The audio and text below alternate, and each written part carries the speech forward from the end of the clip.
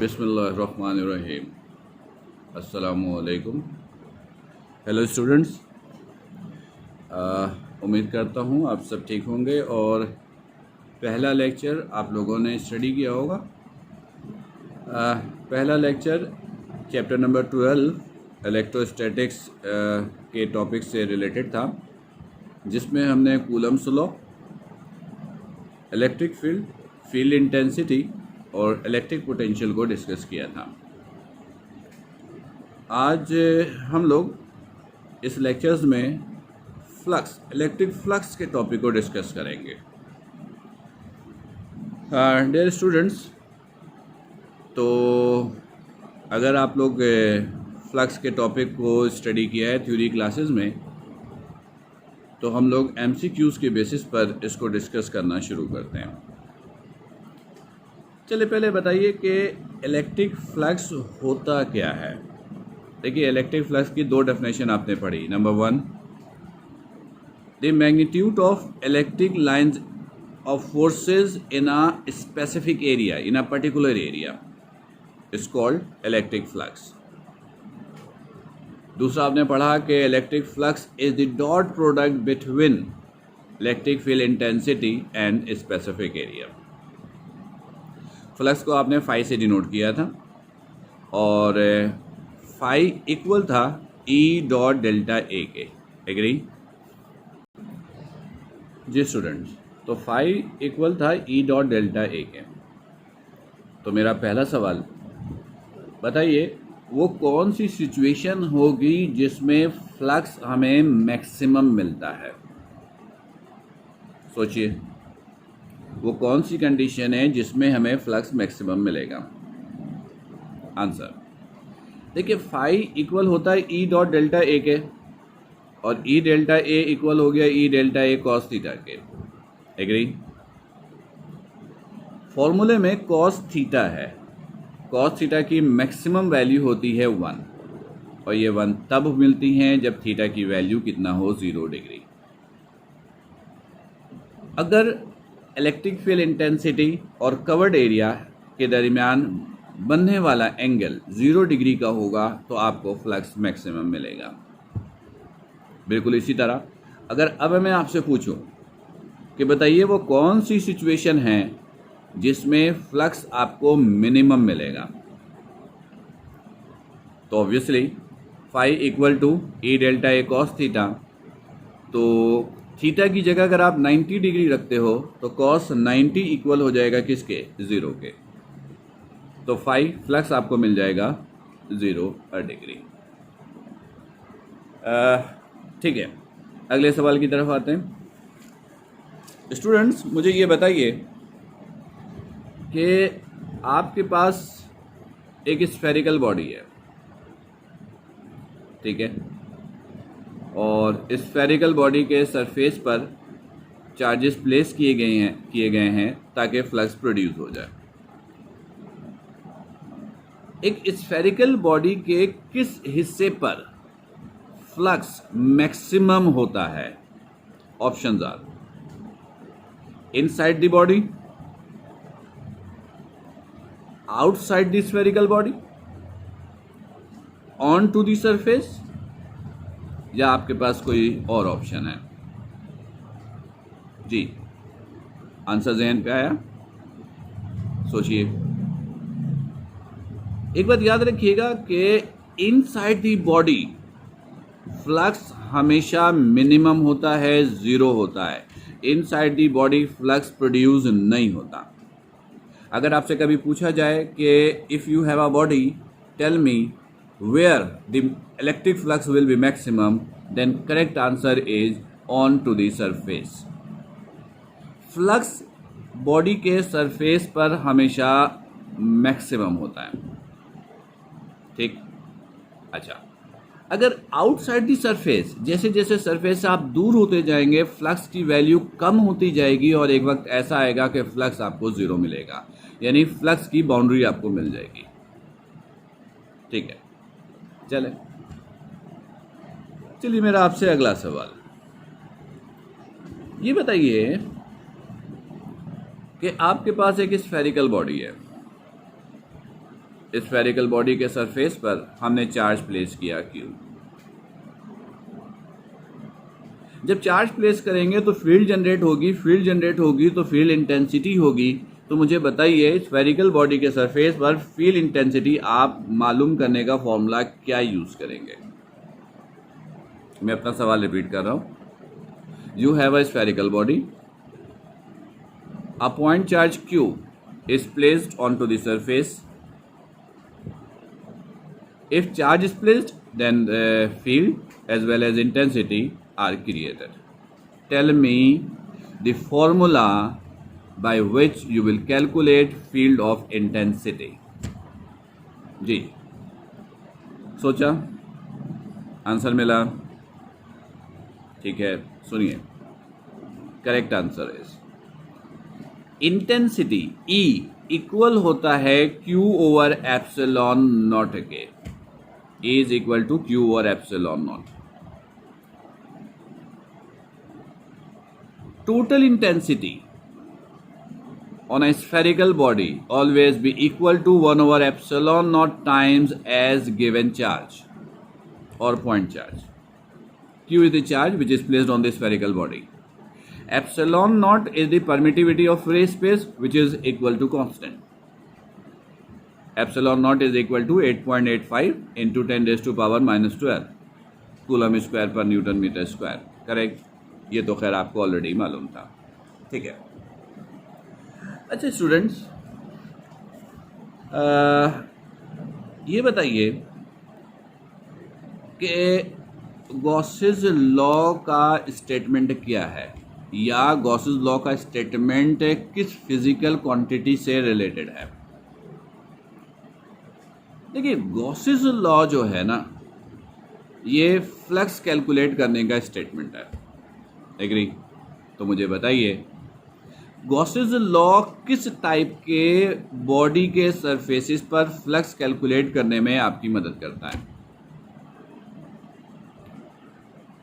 जी, कोई specific type का body होगा या किसी भी शेप की बॉडी पर आप ये लॉ का इस्तेमाल कर सकते हो? जी, करेक्ट आंसर। देखिए, गॉसेस लॉ जो है ना, इर्रेगुलर सरफेस पर फ्लक्स कैलकुलेट करने का स्टेटमेंट देता है, हाइपोथेटिकल सरफेस पर फ्लक्स कैलकुलेट करने का स्टेटमेंट देता है। हर वो बॉडी जिसके सरफेस पर फ्लक्स जनरेट हुआ है वो फ्लक्स कैलकुलेट करने का स्टेटमेंट देता है। हर वो बॉडी जिस पर फ्लक्स चार्ज की मदद से जनरेट हुआ है उस पर फ्लक्स कैलकुलेट करने का स्टेटमेंट देता है। ठीक, तो बताइए जरा गॉसेस लॉ का स्टेटमेंट क्या है? देखिए, गॉसेस लॉ के दो स्टेटमेंट हैं। गॉसेस लॉ का पहला स्टेटमेंट ये है कि the total electric flux onto the surface of hypothetical body, or you can say irregular body, always be equal to 1 over epsilon naught times as total charge which are placed on the irregular surfaces to produce electric flux.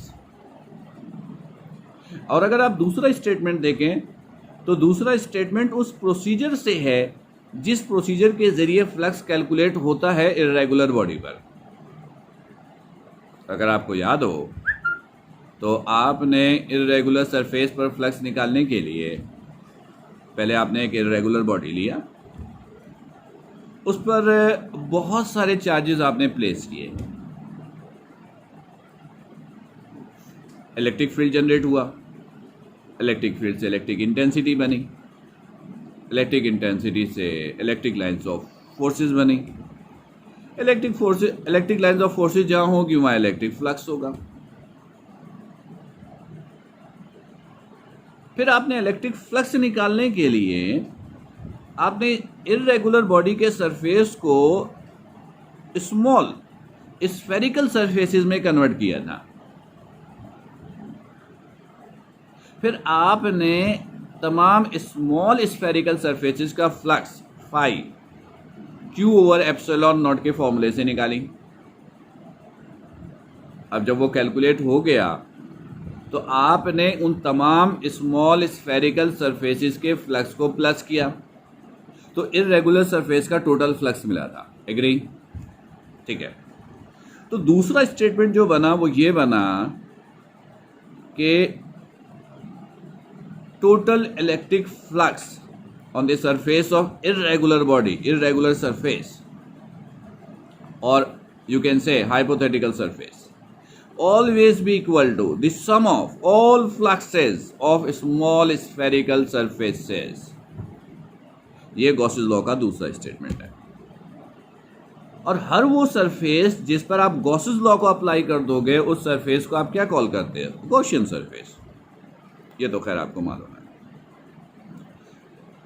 तो अगर मैं कहूँ कि आप मुझे mathematical statement दीजिए Gauss's law की, तो आप कहोगे कि sir it will be equal to phi is equal to 1/ε0 into total charges which are enclosed, total charges which are placed to produce electric flux. Correct? चलिए स्टूडेंट, ये तो Gauss's law की बात हुई। अब ज़रा मुझे बताइए कि हमारे सिलेबस में टोटल एप्लीकेशन गॉसेस लॉ की कितनी है? 3।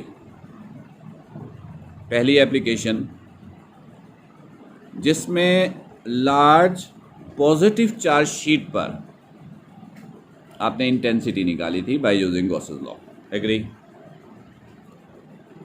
दूसरी एप्लीकेशन क्या थी कि you have two charge sheet in which one is positive and another is negative are placed in parallel and you have to calculate the magnitude of electric field intensity by using Gauss's law.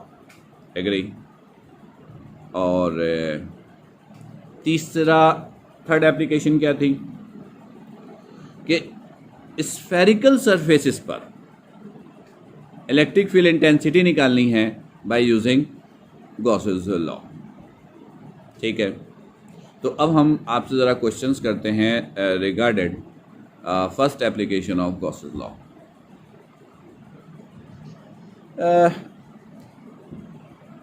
पहले application, first application जो आप लोगों ने की थी, मैं थोड़ा सा प्रोसीजर रिपीट कर दूं अगर आपको याद हो। आपने एक लार्ज पॉजिटिव चार्ज शीट लिया, फिर आपने एक सिलेंड्रिकल रॉड लिया, उस शीट में से आपने पास किया in the same direction of electric field intensity. इतना काम करने के बाद आपने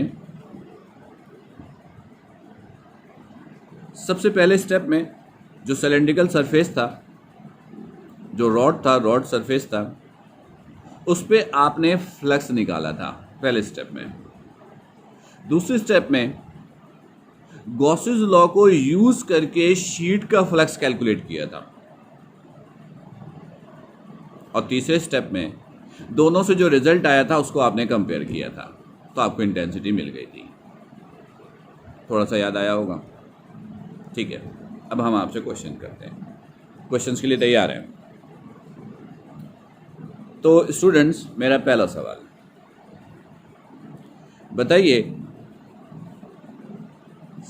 रॉड के सरफेसिस पर फ्लक्स निकालने के लिए आपने कौन सा फॉर्मूला फ्लक्स का यूज किया था? जी, मेरे आंसर देने से पहले आप आंसर देने की कोशिश करें। आंसर को मेमोराइज जहन पे लाइए। जैसे ही मैं क्वेश्चंस कर रहा हूँ आप फौरन सोचना शुरू करें कि सर जो क्वेश्चंस कर रहे हैं इसका आंसर है ही क्या। My first question, electric flux which is calculated on rod surface, you use formula of flux question mark। आपने फॉर्मूला अभी तक तो आपने जो फॉर्मूला यूज किया था वो यूज किया था phi is equal to E dot delta A. Phi is the electric flux, E is the electric field intensity and delta A is the covered area। आपने ये फॉर्मूला यूज किया था और रॉड के सरफेस का flux निकाला था। Agree? तो सवाल ये बनता है, बताइए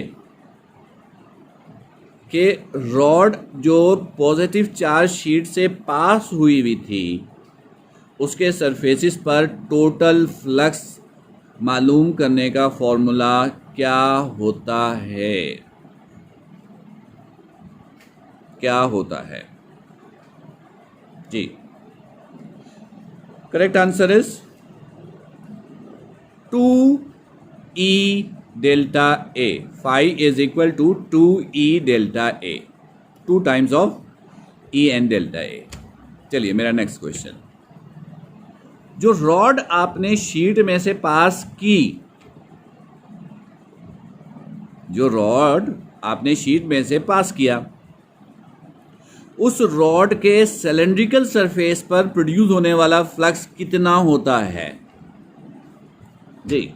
2E डेल्टा ई होता है क्या, या कोई और वैल्यू? सोचिए, कुछ सेकंड दिया आपको सोचने के लिए जी. Correct answer is 0. रॉड जो पॉजिटिव चार्ज शीट से पास हुई थी उसके सिलेंड्रिकल सरफेस पर जो फ्लक्स हमने निकाला था वो E delta A cos theta से निकाला था, और E और डेल्टा ए के दरमियान एंगल 90 डिग्री था. एग्री? क्योंकि इंटेंसिटी की डायरेक्शन तो रॉड की डायरेक्शन है और सरफेस एरिया की डायरेक्शन क्या होती है? सरफेस से परपेंडिकुलर. तो रॉड और सरफेस एरिया की डायरेक्शन के दरमियान एंगल कितने का बनेगा? 90 डिग्री, और कॉस 90 होता है 0. इस तरह रॉड के सरफेस पर फ्लक्स कितना मिलता है? 0. चलें ठीक है, अगला सवाल बताइए. चार्ज पर unit area is called dash. मैं फिर रिपीट कर रहा हूं. चार्ज पर unit area is called dash. Yes, correct answer is charge पर unit area is called charge density. Charge पर unit area is called charge density. Sigma से present करते हैं और इसका यूनिट इस्तेमाल होता है कूलम पर मीटर स्क्वायर. चार्ज पर unit area, charge coulomb, area metre square, coulomb पर मीटर स्क्वायर.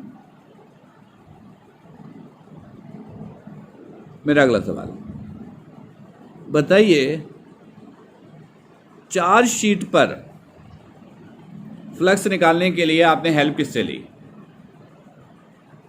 गॉसेस लॉ से. जब गॉसेस लॉ से आपने चार्ज शीट पर फ्लक्स निकाला तो रिजल्ट क्या आया? यस, फाई इक्वल आया था. टोटल चार्ज आप किसके इक्वल था? चार्ज डेंसिटी इक्वल होता है Q over A, total charge over A. तो टोटल चार्ज इक्वल हो गया सिग्मा डेल्टा A के. एग्री?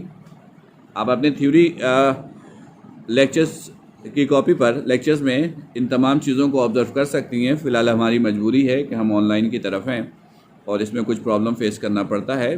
खैर टाइम टू टाइम इन प्रॉब्लम को भी सॉल्व कर देंगे. तो टोटल चार्ज इक्वल था सिग्मा डेल्टा ए के. फिर आपने इसको गॉसेस लॉ में पुट किया तो फाई इक्वल हुआ sigma delta A over epsilon not के. एग्री? ठीक है. फिर आपने दोनों से जो रिजल्ट आया आपने उसे किया कंपेयर, तो क्या मिला? मिला पॉजिटिव चार्ज शीट की इंटेंसिटी जो एक्चुअल में आपको कैलकुलेट करनी थी. तो मेरा सवाल यह है कि बताइए, गॉसेस लॉ की मदद से जब पॉजिटिव चार्ज शीट पर इंटेंसिटी आपने कैलकुलेट की तो रिजल्ट क्या मिला जी? Correct answer is sigma over 2 epsilon naught. Sigma over 2 epsilon naught. ठीक है, आगे बढ़ते हैं. अच्छा स्टूडेंट्स, ये बताइए कि you have number of electrical devices in which charge sheets are used और यूजिंग. कोई ऐसी इलेक्ट्रिकल डिवाइसेस हैं जिसमें एक सिंगल शीट का इस्तेमाल होता हो? याद रखिएगा, ऐसी कोई इलेक्ट्रिकल डिवाइसेस नहीं है जिसमें सिंगल शीट इस्तेमाल होती हो. शीट हमेशा इवन नंबर में इस्तेमाल होंगी, ना सिर्फ इवन नंबर में इस्तेमाल होंगी बल्कि उनमें से ये भी ज़रूरी है कि एक शीट पॉजिटिव हो और दूसरी नेगेटिव हो। और ये भी ज़रूरी है कि जब उन शीट को यूज़ करते हैं तो वो शीट हमेशा पैरेलल प्लेस होती हैं। तो गॉसेस लॉ की एप्लीकेशन नंबर 2 यही है कि you have two charge sheet in which one is positive another is negative are placed in parallel, then what will be their intensity. देखिए इसमें सवाल बहुत सारे हैं एमसीक्यूज के। अज्यूम पहला सवाल कि शीट दोनों पॉजिटिव है, पैरेलल में प्लेस्ड है। दूसरा ऑप्शन होता है कि एक शीट पॉजिटिव है एक नेगेटिव है, पैरेलल में प्लेस्ड है। तीसरा ऑप्शन दोनों शीट नेगेटिव है, पैरेलल में प्लेस्ड है। देखिए सिचुएशन क्या है।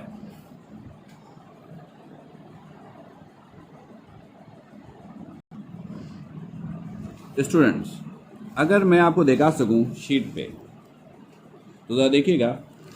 पहली सिचुएशन ये है, ये पहली सिचुएशन है कि आपके पास दो शीट्स हैं, दोनों पैरेलल हैं। इनसाइड दी शीट्स आपसे इंटेंसिटी पूछा जा सकता है। शीट्स के राइट हैंड पर, ये मेरा राइट हैंड, शीट्स के लेफ्ट हैंड पर इधर इंटेंसिटी पूछी जा सकती है। इसका दूसरा ऑप्शन ये है कि एक शीट पॉजिटिव है एक नेगेटिव है। तीसरा ऑप्शन ये है कि दोनों शीट्स नेगेटिव हैं। यानी इन तीनों ऑप्शन में ऑप्शंस क्या है जी स्टूडेंट्स? ऑप्शन क्या है कि आपके पास दो शीट्स हैं, दोनों पॉजिटिव हैं। हम शीट के दरमियान इंटेंसिटी पूछ सकते हैं, राइट हैंड पर पूछ सकते हैं, लेफ्ट हैंड पर पूछ सकते हैं। शीट के राइट हैंड या लेफ्ट हैंड या इनसाइड द शीट। अब तीन ऑप्शन है, या तो दोनों पॉजिटिव हैं या दोनों नेगेटिव हैं या एक पॉजिटिव है और एक नेगेटिव है। और इंटेंसिटी कहीं पर भी हम पूछ सकते हैं। तो अब ज़रा याद रखिएगा, पहले तो ये याद रखिएगा कि शीट पॉजिटिव हो या नेगेटिव हो, मैग्नीट्यूड ऑफ इंटेंसिटी दोनों के लिए एक ही होगा। इंटेंसिटी के मैग्नीट्यूड में कोई फर्क नहीं पड़ेगा, प्लस माइनस से डायरेक्शन का फर्क पड़ेगा। तो शीट पॉजिटिव हो या नेगेटिव हो, इंटेंसिटी दोनों पे इक्वल है। और वो आप कैलकुलेट करोगे E is equal to sigma over 2 epsilon not से, जो पहली एप्लीकेशन से आपने निकाली शीट पर। अच्छा, अगर याद रखिएगा, अगर दोनों शीट पॉजिटिव है, क्या है पॉजिटिव, तो शीट के इनसाइड अंदर की तरफ इंटेंसिटी जीरो होती है। अगर शीट दोनों पॉजिटिव हो या दोनों नेगेटिव हो, दोनों पॉजिटिव हो या दोनों नेगेटिव हो, तो शीट के दरमियान इंटेंसिटी जीरो होगी। और दोनों शीट के राइट हैंड हो या लेफ्ट हैंड हो, दोनों साइड पे इंटेंसिटी इक्वल होगी और वो सिग्मा ओवर एप्सिलॉन नॉट के बराबर होगा। Point is clear? Again repeated, you have two charge sheet, both are positive or both are negative, and you have to calculate the magnitude of electric field intensity inside. Then inside the magnitude of field intensity will be zero in both cases if two sheets are positive or negative. If you have to calculate outside the sheet, maybe right hand or maybe left hand, sheet के right hand या left hand पर intensity, net intensity zero, sorry sigma over epsilon not के बराबर होगा। Agree? Sigma over epsilon not. लेकिन अगर आपके पास दो शीट्स है, एक पॉजिटिव है और एक नेगेटिव है, और अब आपको इंटेंसिटी निकालनी है inside the sheets, right hand and left hand, तो केस रिवर्स हो गया। और ये आपने थ्योरी क्लासेस में भी स्टडी किया है कि शीट्स के दरमियान अगर शीट पॉजिटिव और नेगेटिव है और हम आपसे टोटल इंटेंसिटी पूछ लें तो ये इक्वल होता है सिग्मा ओवर एप्सिलॉन नॉट के। लेकिन अगर राइट हैंड और लेफ्ट हैंड हम आपसे पूछें कि बताइए इंटेंसिटी कितनी होगी, उस सिचुएशन में जब एक शीट पॉजिटिव और एक नेगेटिव है तो याद रखिएगा इंटेंसिटी होगा 0। जरा इन पॉइंट्स को क्लियर रखिएगा, इससे एमसीक्यूज अक्सर पूछ लिए जाते हैं। चलिए आते हैं जरा थर्ड एप्लीकेशन पे, जिसमें आपने स्फेरिकल सरफेसेस पर टोटल इंटेंसिटी निकाली थी बाय यूजिंग गॉसेस लॉ। तो मेरा पहला सवाल, बॉडी आपने लिया था स्फेरिकल, एग्री, ठीक है। आपने उसके सरफेसेस पे चार्जेस प्लेस की थी, पॉजिटिव, आप नेगेटिव भी प्लेस कर सकते थे, नो इश्यू, पर आपने पॉजिटिव चार्जेस प्लेस किया था। आपने स्फेरिकल बॉडी के सरफेस पर जो चार्जेस प्लेस की थी, बताइए वो चार्जेस यूनिफॉर्म सिचुएशन में प्लेस की थी या नॉन यूनिफॉर्म? मतलब फील्ड यूनिफॉर्मली जनरेट की थी या नॉन यूनिफॉर्मली? अगर आप होल स्फेरिकल बॉडी के सरफेसेस पर चार्जेस को यूनिफॉर्मली प्लेस करते हो तो फील्ड यूनिफॉर्म जनरेट होगी, और अगर नॉन यूनिफॉर्म प्लेस कर देते हो, कहीं कम कहीं ज़्यादा कुछ भी, तो नॉन यूनिफॉर्म फील्ड जनरेट होगी। जी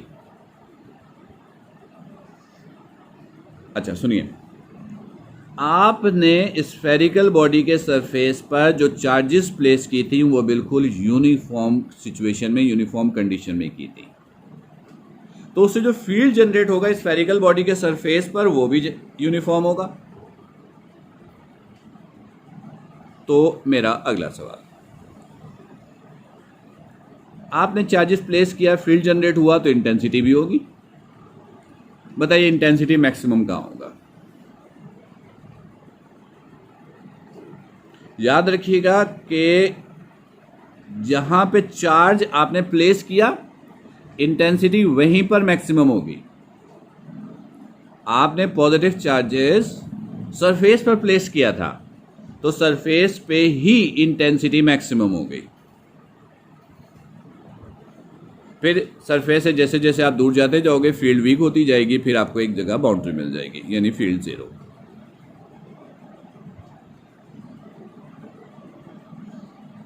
मेरा अगला सवाल, स्फेरिकल बॉडी का सरफेस एरिया मालूम करने का फॉर्मूला क्या होता है? आपने जो स्फेरिकल बॉडी यूज किया उसका सरफेस एरिया मालूम करने का फॉर्मूला क्या था? फॉर्मूला था 4 pi R square, 4 pi R square, याद रखिएगा, ठीक है। अब जरा बताइए कि आपने स्फेरिकल बॉडी के सरफेस का फ्लक्स निकाला कैसे था?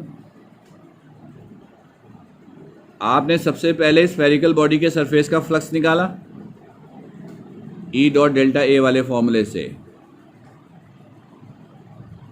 ठीक है। जब उससे टोटल फ्लक्स आ गया फिर आपने गॉसेस लॉ यूज किया और गॉसेस लॉ यूज करने के बाद स्फेरिकल सरफेस का फ्लक्स दोबारा निकाला, और गॉसेस लॉ से फ्लक्स निकालने के लिए टोटल चार्ज की जरूरत थी। टोटल चार्ज निकालने के लिए आपने चार्ज डेंसिटी का फॉर्मूला यूज किया।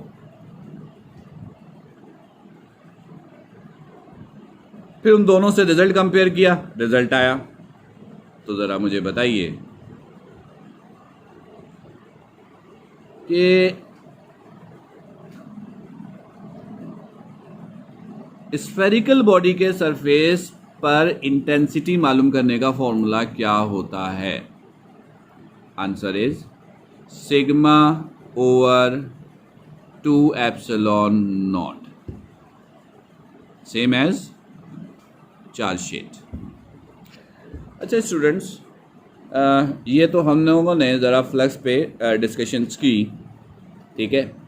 अब हम लेक्चर नंबर 2 जो इस वक्त आपको दिया गया, हम इसको थोड़ा सा पेपर की फॉर्म में, ये जो इन्फॉर्मेशन को डिस्कस किए गए पेपर की फॉर्म में हम आपको ज़रा सा एक्सप्लेन करेंगे सेगमेंट नंबर 2 में। ये तो सेगमेंट नंबर 1 था। सेगमेंट नंबर 2 में हम मैथमेटिकली थोड़ा सा इन तमाम बातों को जो अभी हमने डिस्कस किया इसका रिव्यू लेंगे ताकि आपको वो तमाम पॉइंट्स अच्छे तरीके से क्लियर हो जाए। ठीक है, ओके।